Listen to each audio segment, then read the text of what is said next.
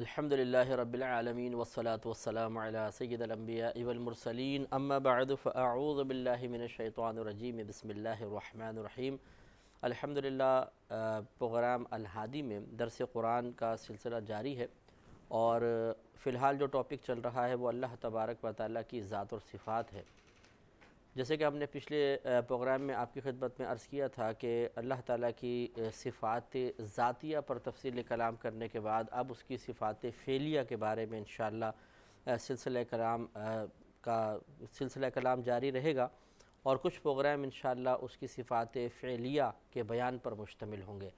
پچھلے پروگرام میں جس پہلی صفت کو ہم نے لیا تھا وہ ترزیق ہے، یعنی اللہ تبارک و تعالیٰ کی طرف سے رزق عطا فرمانا، رزق دینا۔ اور رزق کے بارے میں آپ کو بتایا تھا کہ اللہ تعالیٰ نے مخلوق کے لیے اس کے کھانے پینے کے لیے جو کچھ عطا فرمایا ہے اس پر رزق کا اطلاق ہوتا ہے۔ اگرچہ اس میں اور بھی تعریفات کی گئی ہیں، لیکن کتاب التعریفات میں یہ تعریف ہے رزق کی کہ اللہ تعالیٰ نے ان جانداروں کو جو کچھ کھانے کے لیے عطا فرمایا اس کو رزق کہتے ہیں، اب چاہے وہ حلال ہے چاہے حرام ہے۔ یعنی حرام اگرچہ کھانے کی غرض سے نہیں دیا گیا بلکہ بچنے کی غرض سے دیا گیا ہے، لیکن جو بھی انسان اس کو یا مطلب کوئی بھی اس کو جنات میں سے کوئی کھاتا ہے اور غلط چیز کھاتا ہے تو وہ رزق کا اس پر اطلاق تو ہوگا، یہ الگ بات ہے کہ وہ قابل گرفت ہوگا۔ اس سلسلے میں کئی آیات کریمہ آپ کے سامنے بیان کی تھیں، ایک مزید آیت لیتے ہیں اور اس کے بعد پھر دوسری صفت کی طرف آئیں گے۔ سورہ اسراء میں آیت نمبر 31 اللہ تعالیٰ ارشاد فرماتا ہے کہ وَلَا تَقْتُلُوا أَوْلَادَكُمْ خَشْيَةَ إِمْلَاقٍ، کہ اے لوگو اپنی اولاد کو رزق کے، کھانے پینے کے یا تنگ دستی کے خوف کی وجہ سے ہلاک مت کرو۔ نحن نرزقهم وإياكم، ہم انہیں بھی رزق عطا فرمائیں گے اور تمہیں بھی رزق دیں گے۔ ان قتلهم كان خطأ كبيرا، بے شک ان کا قتل ایک بہت بڑی خطا ہے، یعنی گناہ کبیرہ ہے۔ تو اس میں گویا کہ دیکھیں اللہ تبارک و تعالیٰ نے پھر اپنے وعدہ رزق کو دہرایا ہے، اس کا اعادہ کیا ہے کہ رزق ہمارے ذمہ کرم پر ہے، ہم تمہیں بھی رزق عطا فرمائیں گے اور تمہاری اولاد کو بھی رزق عطا فرمائیں گے۔ تو یہ بعض لوگ جو ہوتے ہیں کہ جی کھانے پینے کو نہیں ہے، تنگ دستی کی بنا پر وہ خودکشی کی طرف مائل ہونے کی کوشش کرتے ہیں یا اپنے اولاد کو بھی ہلاک کرنے کی کوشش کرتے ہیں، ایسا ہرگز نہیں ہونا چاہیے۔ یہ ان کے صبر کی کمی کا نتیجہ ہے، بے صبری کا نتیجہ ہے۔ وہ شاید بعض اوقات اللہ تبارک و تعالیٰ کی طرف سے آزمائش کے پریشر کو برداشت نہیں کر سکتے، اگرچہ اس آزمائش میں اتنی تکلیف نہیں ہوتی ہے جو باعث ہلاکت ہو، کیونکہ اللہ تعالیٰ نے واضح طور پہ فرمایا کہ لا یکلف اللہ نفسا الا وسعہا، کہ اللہ تبارک و تعالیٰ کسی جان کو اس کی ہمت سے زیادہ آزمائش میں مبتلا فرماتا ہی نہیں ہے۔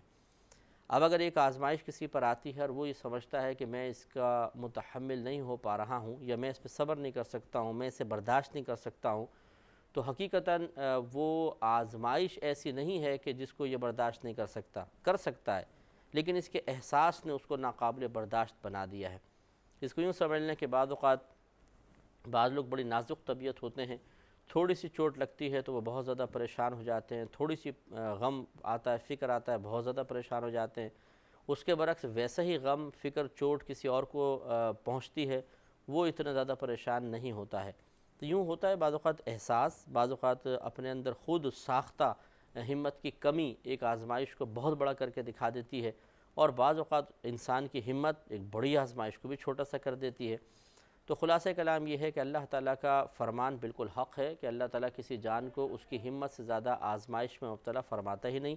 اب اگر کسی کو یہ آزمائش بڑی محسوس ہو رہی ہے یا ناقابل برداشت محسوس ہو رہی ہے تو حقیقتاً یہ اس کے باطن کا قصور ہے، اس کی طبیعت کا قصور ہے۔ اللہ تبارک و تعالیٰ ایسا ہو ہی نہیں سکتا ہے کہ کسی انسان کی ہمت سے زیادہ اس کو آزمائش میں مبتلا کرے، کیونکہ اس کے وعدے کے خلاف ہو جائے گا۔ لہذا رزق کا معاملہ بھی ایسا ہے کہ اگر انسان صبر و تحمل کرتا اور رزق کے معاملے میں اللہ تعالیٰ کی طرف کامل طور پہ متوجہ رہتا تو بالکل اس کو رزق ملے گا اور ضرور ملے گا۔ اور تو یہ اللہ تعالیٰ نے منع فرما دیا کہ اپنی اولاد کو رزق کی وجہ سے ہلاک مت کرو، تنگ دستی کے خوف کی وجہ سے ہلاک مت کرو، ہم انہیں بھی رزق عطا فرمائیں گے، تمہیں بھی رزق عطا فرمائیں گے۔ اور حقیقتاً اگر کوئی اللہ تبارک و تعالیٰ کے رزق کے نظام تقسیم کو دیکھ لے اور کس کس طریقے سے اللہ تبارک و تعالیٰ سب کو رزق عطا فرما رہا ہے، تو اسے یقین ہو جائے گا کہ جب ایک جانور کو، چھوٹے چھوٹے پرندوں کو، چیونٹیوں تک کو اللہ تبارک و تعالیٰ رزق عطا فرما رہا ہے، اور اسی طرح دنیا میں غیر مسلموں کو اور نافرمانوں کو اللہ تعالیٰ رزق دے رہا ہے، تو پھر ہمیں رزق دینا اس کے لیے کون سا مشکل ہے؟ پھر وہ کون سی بے صبری ہے، وہ کیوں ناقابل برداشت محسوس ہوتا ہے کہ انسان خودکشی کی طرف بڑھ جاتا ہے؟ اللہ تعالیٰ ظالم نہیں ہے، وہ کنجوس نہیں ہے، اس کے خزانوں میں کوئی کمی نہیں ہے، وہ کسی کی طرف سے غافل نہیں ہوتا، بے توجہ نہیں ہوتا ہے۔ تو پھر اس کا مطلب یہ ہے کہ اگر ہم پہ آزمائش کوئی آ رہی ہے تو اس میں اللہ تعالیٰ کی کوئی نہ کوئی حکمت ہے، کوئی کوتاہی نہیں ہے، بلکہ ایک حکمت اور مصلحت ہے، اسی کو سمجھنا چاہیے اور اللہ تعالیٰ کے وعدوں پر اعتماد رکھنا چاہیے۔ تو انشاءاللہ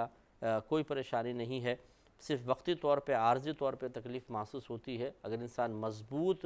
باطن کو مضبوط کر لے اور اس قسم کی آیات پر کامل یقین رکھے تو کوئی بعید نہیں ہے کہ نہ صرف اس کی مشکل دور ہوگی بلکہ اللہ تعالیٰ غیب سے رزق کے دروازے کھول دے گا۔ میرا رہنما کوئی اور ہے۔ اس میں یہ بھی اشارہ ہے کہ اپنی اولاد کو رزق کے معاملے یا تنگ دستی کی وجہ سے قتل نہ کرو۔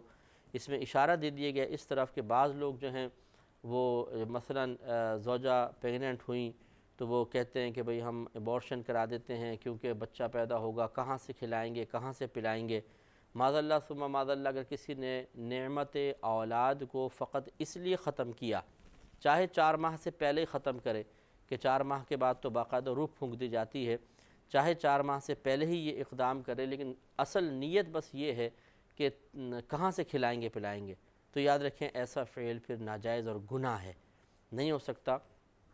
یعنی اس کی اجازت ہرگز نہیں ہو سکتی۔ اگر کریں گے تو شدید گناہگار ہوں گے، کیونکہ یہ اللہ تبارک و تعالیٰ کے وعدوں پر اعتماد نہ کرنے کا نتیجہ ہے، اور اللہ کے وعدوں پر اعتماد نہ کرنا یہ گناہ کی ایک صورت ہے۔ لہٰذا جو بھائی یا بہن ہمارے اس پروگرام کو سماعت فرما رہے ہیں، یہ ذہن بنا کر رکھیں کہ اللہ تبارک و تعالیٰ کے خزانوں میں کوئی کمی نہیں ہے، اور یہ قصد و ارادہ اور نیت ایسی نہیں ہے کہ جس کو عذر بنا کر انسان اولاد جیسی نعمت کو ختم کروانے کی کوشش کرے، یہ جائز نہیں ہوگا۔ اگر ایسا کریں گے تو گناہ گار ہوں گے۔ دوسری اللہ تبارک و تعالیٰ کی صفت تخلیق ہے۔ تخلیق کا مطلب پیدا کرنا۔ تو اللہ تبارک و تعالیٰ نے یقیناً ہر چیز کو پیدا کیا ہے، اور اس کی تفصیل پھر اللہ تعالیٰ نے قرآن پاک میں مختلف آیات میں بیان فرمائی، تو ہم بھی حصول برکت کے لیے دیکھتے ہیں۔ اگرچہ مسلمانوں کا اجمالی طور پر یہ عقیدہ ہے، تفصیل کو جانے بغیر، کہ ہر چیز کا خالق اللہ تبارک و تعالیٰ ہے، ہر چیز کو اللہ نے ہی پیدا کیا ہے، اور یہ بھی ہم مسلمانوں کا عقیدہ ہے کہ خیر کو بھی اللہ نے پیدا کیا ہے، شر کو بھی اللہ نے پیدا کیا ہے۔ پیدا کرنا کسی چیز کا برا نہیں ہے۔ اگر ایک شخص بندوق تیار کرتا ہے، چھری بناتا ہے، تو چھری کا بنانا، بندوق کا تیار کرنا یہ کوئی برا نہیں ہے، اس کا غلط استعمال برا ہے۔ اسی طریقے سے اللہ تبارک و تعالی ہر شے کا خالق ہے، چاہے وہ خیر ہو چاہے شر ہو۔ بلکہ فقہا نے لکھا اگر کوئی یہ کہے کہ خیر کا خالق اللہ ہے اور شر کو شیطان نے پیدا کیا ہے تو معاذ اللہ ثم معاذ اللہ وہ کافر ہو جائے گا، اس لیے کہ ہر شے کا خالق اللہ تبارک و تعالی، یہ ہمارا عقیدہ ہے، اور قرآن کی بے شمار آیات اسی مضمون کو بیان کر رہی ہیں۔ چنانچہ دیکھیں سورہ بقرہ آیت نمبر 29 میں اللہ تبارک و تعالی ارشاد فرماتا ہے کہ هو الذی خلق لکم ما فی الارض جمیعا، وہ وہی ذات ہے جس نے پیدا کیا تمہارے لیے زمین میں جو کچھ ہے سب کا سب، یعنی زمین میں جو کچھ بھی موجود ہے سب کا سب اللہ تبارک و تعالی نے پیدا فرمایا ہے۔ تو یہ اس سے معلوم ہوا کہ ہر چیز اب دنیا کے اندر خیر بھی ہے، شر بھی ہے، اچھی چیزیں بھی ہیں، بظاہر ہمارے اعتبار سے بری چیزیں بھی ہیں، یعنی ہم ان کو برا قرار دیتے ہیں، ان سب کا خالق اللہ تبارک و تعالی ہے، اور وہ قرآن میں واضح طور پہ بیان فرماتا ہے۔ اور یہاں پہ ضمناً ایک بات جو اچھی ہے، امپورٹنٹ ہے اور سمجھنے والی ہے، مزید سمجھنے والی ہے، وہ یہ کہ اللہ تعالی نے فرمایا کہ هو الذی خلق لکم، وہ ذات ہے جس نے پیدا کیا تمہارے فائدوں کے لیے۔ یہ لکم میں لام انتفاع کے لیے ہے، یعنی لام کلام عرب میں کئی معنی کے لیے استعمال ہوتی ہے۔ ایک اس کا معنی یہ بھی ہے کہ تمہارے نفع کے لیے، تو لکم کا معنی تمہارے نفع کے لیے، ما فی الارض جمیعا، جو کچھ زمین میں ہے تمام کا تمام، اس سے معلوم ہوا کہ جو کچھ اللہ نے دنیا میں پیدا فرمایا ہے وہ سب ہمارے نفع کے لیے پیدا کیا ہے، گویا کہ ہم اس سے نفع اٹھا سکتے ہیں۔ تو اس میں تو پھر شراب بھی ہے، اس میں جوا بھی ہے، اس میں اور بہت ساری چیزیں ہیں، تو کیا سب سے نفع اٹھا سکتے ہیں؟ تو یہ وہ بنیادی اصول ہے جس کو سمجھنا چاہیے کہ اصل ہر چیز میں اباحت ہے۔ اباحت کا مطلب کہ وہ ہمارے لیے استعمال جائز ہے۔ اب اگر کسی چیز کا استعمال ناجائز یا حرام قرار دیا جائے گا تو اس کے لیے شرعی دلیل درکار ہے، کیونکہ اس آیت کریمہ سے ہر چیز کو اللہ نے ہمارے لیے فرمایا کہ ہم نے تمہارے نفع کے لیے پیدا کیا ہے۔ تو ہر چیز جب ہمارے نفع کے لیے پیدا کیا ہے تو اب وہی چیز ممنوع ہوگی یا اس چیز سے نفع اٹھانا منع ہوگا کہ جس کو اللہ تعالیٰ نے، جس سے نفع اٹھانا اللہ تعالیٰ نے منع فرما دیا۔ تو اس لیے کسی بھی چیز کے جواز کے لیے دلیل نہیں چاہیے۔ کوئی آپ سے کہے جی بتائیں پان کھانا جائز ہے کہ ناجائز، آپ کہیں جائز، وہ بولے دلیل دو، کہاں لکھا ہے قرآن میں، کہاں لکھا ہے حدیث میں؟ تو یہ آیت کریمہ آپ پڑھ سکتے ہیں کہ اللہ تعالیٰ نے فرمایا کہ ہم نے ہر چیز کو تمہارے نفع کے لیے پیدا کیا۔ تو زمین میں جو کچھ ہمارے نفع کے لیے ہے، یہ ہر چیز کے جائز ہونے کی ایک بہترین دلیل ہے۔ اب ناجائز وہی چیز ہوگی کہ جس کو اللہ تعالیٰ نے کسی اور آیت میں یا نبی کریم صلی اللہ علیہ وسلم نے کسی مقام پر اس کو ناجائز قرار دے دیا۔ جس چیز کے بارے میں ممانعت نہیں ہوگی وہ بالکل حلال ہے، جائز ہے۔ ہاں اگر وہ باعث ضرر ہے، جسے میں نے ابھی پان کا ذکر کیا، تو اس کا مطلب یہ نہیں ہے کہ آپ کہیں کہ جی اب تو پان بالکل ہم نے کہا ہے کہ جی جائز ہے، ہر لحاظ سے جائز ہے۔ یہ صحت کے لیے نقصان دہ ہو سکتا ہے اگر کثرت سے چھالیہ والا کھایا جائے، اور جو نقصان دہ اس میں چیزیں ہیں، گٹکے وغیرہ ہیں، ان کو ذرا ان سے بالکل احتیاط کرنا واجب ہے۔ مطلب کہنے کا یہ ہے کہ کبھی کبھار کھانا یا خوشبو کے لیے تھوڑا بہت کھا لینا یا میٹھا پان کھا لینا جو کثرت کے ساتھ نہ ہو تو اس کو کوئی ناجائز تو نہیں کہے گا۔ تو خلاصہ کلام یہ ہے کہ اللہ تبارک و تعالیٰ نے اس آیت کریمہ میں ایک اصول گویا کہ ہمیں بتا دیا، سکھا دیا، یا فقہا نے اس سے ایک اصول نکالا کہ ہر چیز ہمارے لیے مباح ہے، جائز ہے، صرف ناجائز اب وہی ہوگا جس کو اللہ تعالیٰ اور اس کے رسول نے منع فرمایا۔ میرا رہنما کوئی اور ہے۔ تو لہٰذا اب اگر کوئی کسی بھی چیز کے بارے میں کہتا ہے کہ جی اس کے جائز ہونے کے دلیل دیں تو یہ صحیح نہیں ہے، کیونکہ یہ تو قرآن میں خود موجود ہے، ہر چیز تمہارے لیے جائز ہے۔ ہاں اگر کوئی ناجائز کہتا ہے تو ناجائز کہنے والے کے لیے دلیل درکار ہے، یا ناجائز کہنے والے پر دلیل کا لانا واجب ہے کہ جب اللہ تعالیٰ نے ہمیں اجازت دی ہے کہ یہ زمین میں جو کچھ ہے وہ تمہارے نفع کے لیے پیدا کیا ہے، تو یہ اجازت ہی تو ہے، ہم جس کو چاہیں کھائیں، جو چاہیں پئیں۔ اب اگر آپ منع کرتے ہیں تو اس کے ممانعت کی دلیل آپ لے کر آئیں۔ یہ ایک اچھا بنیادی اصول ہے جس کو یاد رکھنا چاہیے، اور اس اصول پر سینکڑوں مسائل نکل سکتے ہیں۔ اگر آپ توجہ فرمائیں گے تو انشاءاللہ بہت کچھ سیکھنے کا موقع ملے گا۔ لیکن اتنا ضرور ہے کہ ہمیں یہ معلوم ہونا چاہیے کہ قرآن نے یا حدیث نے کیا کیا چیزیں منع فرمائی ہیں۔ اگر ہمیں خود معلوم نہیں ہیں تو اہل علم سے سوال کرنے کا چونکہ حکم دیا گیا ہے، تو مفتیان کرام سے رجوع کر لیں اور یہ ان سے معلوم کریں۔ ایک تو یہ کہ تفصیل معلوم کر لیں انسان میں کیا کیا ہے مجھے بتائیے، اور ایک ہے کہ پرٹیکولر خاص جب کسی چیز کے بارے میں انسان کو یہ سوال پیدا ہو یا ضرورت پیدا ہو کہ میں اس کو استعمال کرنا چاہتا ہوں تو معلوم کر سکتا ہے۔ جیسے مثال کے طور پر قربانی کے ایام آتے ہیں، اب ذبیحے کی کیا کیا چیزیں کھانا جائز ہیں اور کیا نہیں۔ 7 اعضاء نبی کریم صلی اللہ علیہ وسلم نے منع فرمائے، باقی سب کا سب جائز ہوگا۔ تو جیسے کہ اس آیت پاک کے مفہوم کے مطابق سب کچھ تمہارے نفع کے لیے، تو اس کا مطلب پورا ذبیحہ ہمارے نفع کے لیے ہے، ہم استعمال کر سکتے ہیں۔ اب اس میں وہی چیز ناجائز ہوگی جس کو اللہ تعالیٰ نے یا اس کے رسول کریم صلی اللہ علیہ وسلم نے منع فرمایا، جیسے کہ گندگی کے تمام مقامات جو ہیں جانور کے اندر، اس طرح بلڈ وغیرہ ہے آتے ہیں یہ، اور ہر گندگی کا مقام جس سے گندگی کا اتصال ہے وہ سب کا سب منع کر دیا گیا۔ یہ ایک بنیادی اصول ہے، تو ان کو ہٹا کے باقی سب جائز۔ اب یہ کہنے کی ضرورت نہیں کہ جی پایا کھانا جائز ہے کہ نہیں، بھیجا کھانا جائز ہے کہ نہیں، مطلب یہ سوال کرنا بے جا ہوگا۔ اگر کوئی کہے گا ہاں جی بھیجا کھانا جائز ہے تو بتائیے اس کی دلیل کہاں لکھا ہے کہ بھیجا کھانا جائز ہے، وہ یہ آیت کریمہ۔ چنانچہ یہ معلوم ہوا کہ اللہ تبارک و تعالیٰ نے جو کچھ بھی پیدا فرمایا ہمارے نفع کے لیے ہے۔ اب اگر کوئی بھی کسی بھی چیز کے بارے میں دلیل طلب کرتا ہے کہ جی یہ جائز ہے تو دلیل دیجئے، جیسے کہ ابھی ذبیحے کی آپ کو مثال دی، اب کوئی کہے جی اس کے مطلب جیسے ابھی یہ بھیجا اور پائے کی میں نے آپ کو مثال دی، اسی طرح اور بھی کسی چیز کے بارے میں کہتا ہے کہ اس کے جواز کی آپ دلیل دیں، تو یہ کوئی جواز کی دلیل طلب کرنا مناسب نہیں ہے، یہ بے جواز سی بات ہے۔ ہاں ممانعت اگر کوئی ثابت کرنے کی کوشش کرتا ہے کہ جی یہ کھانا جائز نہیں ہے، تو پھر سوال ہوگا کہ آپ اس کی کوئی دلیل لائیے۔ اس سے آگے اللہ تبارک و تعالیٰ نے سورہ انعام آیت نمبر 73 میں 73 میں ارشاد فرمایا کہ وَهُوَ الَّذِي خَلَقَ السَّمَاوَاتِ وَالْأَرْضَ بِالْحَقِّ، وہی ذات ہے جس نے پیدا کیا آسمانوں کو اور زمین کو حق کے ساتھ۔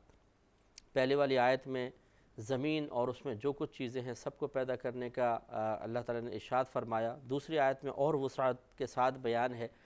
کہ آسمانوں کو بھی اللہ تبارک و تعالیٰ نے پیدا کیا۔ الحمدللہ ہمارا عقیدہ ہے، جیسے کہ شروع میں بھی عرض کیا تھا،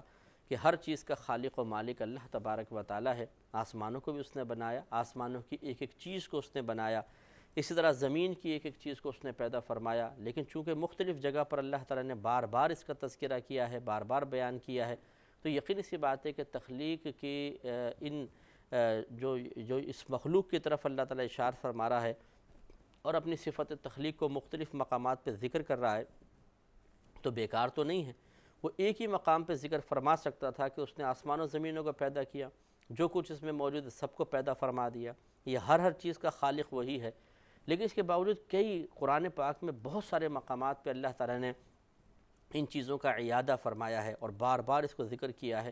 جس سے معلوم ہوتا ہے کہ اللہ تبارک و تعالیٰ کی یہ مشیت ہے، اس کا ارادہ ہے، اس کی رضا اسی میں ہے کہ انسان اللہ تبارک و تعالیٰ کی صفت تخلیق پر بھی غور و تفکر کرے، اطراف میں دیکھے کہ اللہ تعالیٰ نے کس حکمت کے ساتھ چیزوں کو پیدا فرمایا ہے۔ اب جیسے میں نے یہ آیات پڑھی، میرا پڑھنا بہت آسان، آپ نے سنی، سننا بہت آسان، لیکن کاش اس کے بیچ میں پڑھنے اور سننے کے بعد یا ان کے درمیان میں ایک غور و تفکر کا سلسلہ بھی ہونا چاہیے کہ کس طریقے سے اللہ تبارک و تعالیٰ نے ان چیزوں کو پیدا فرمایا۔ مثلاً اگر آپ زمین میں پیدا ہونے والی چیزوں پر غور و تفکر کریں، بعض چیزیں ایسی پیدا فرمائیں کہ جو اپنے مقام پر جمی رہتی ہیں، وہ ہلتی نہیں ہیں، جیسے پہاڑ ہیں۔ بعض چیزیں ایسی ہیں جو اپنے مقام پر رہتی ہیں لیکن وہ متحرک ہوتی ہیں کسی وجہ سے، جیسے کہ درخت وغیرہ ہیں کہ ہوا سے حرکت کرتے ہیں لیکن اپنے مقام پہ جمے رہتے ہیں۔